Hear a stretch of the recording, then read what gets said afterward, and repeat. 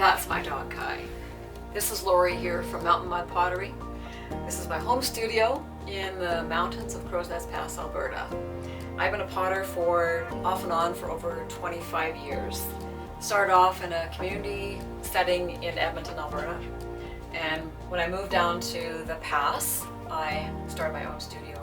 I've had this lovely little studio with the lovely windows and mountain view for about 5 years now.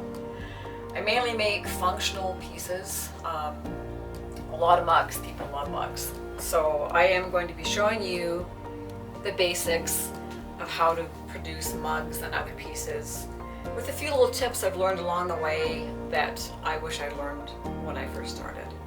So I hope you enjoy the channel, and please feel free to comment. Let me know if there's anything that you would like me to show you, and we'll do this journey together. Thank you very much.